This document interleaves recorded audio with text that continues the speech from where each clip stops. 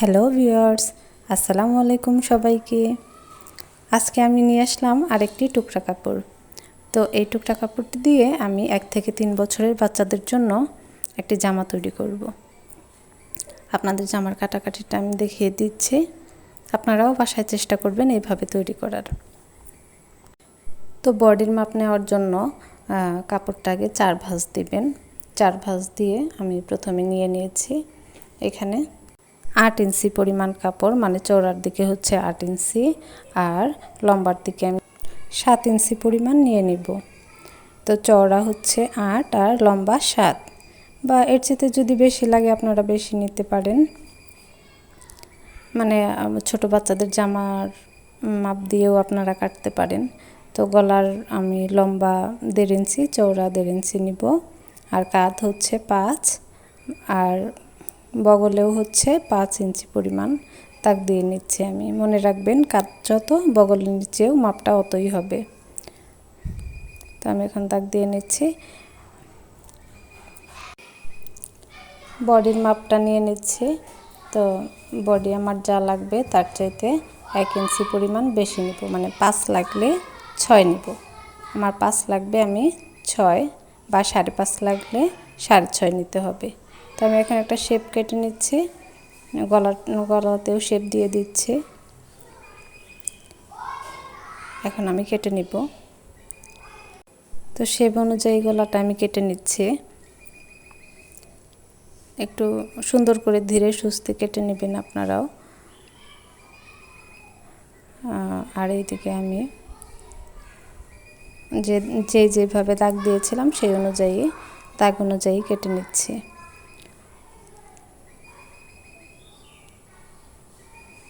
তো নিচের দিকেও দাগ অনুযায়ী কেটে নিতে হবে।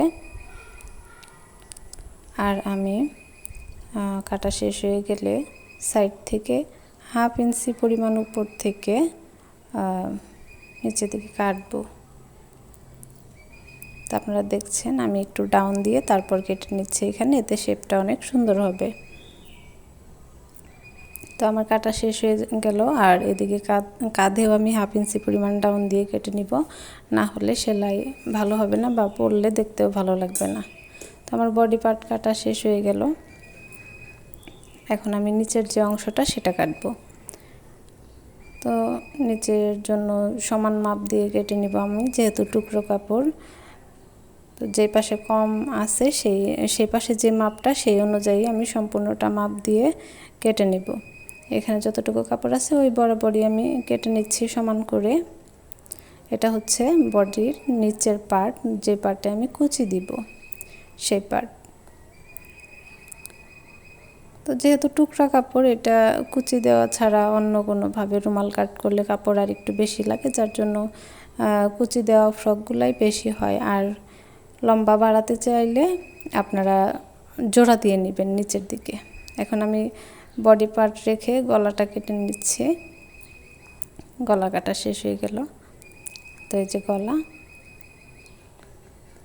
এখান থেকে আমি একটা বেল তৈরি করব। এখানে একটা বেল তৈরি করে নেব সমান সমান কাপড় দিয়ে। এখন আমি একটু অ্যাঙ্গেলে কেটে দিব, এভাবে সেলাই দিয়ে নেবেন, বেল তৈরি হয়ে যাবে। এখানে আমি হাতার জন্য মাপ দিয়ে নিচ্ছি। তো হাতার জন্য খুব একটা মাপের দরকার হয় না, যেহেতু কুচি দিব আমি।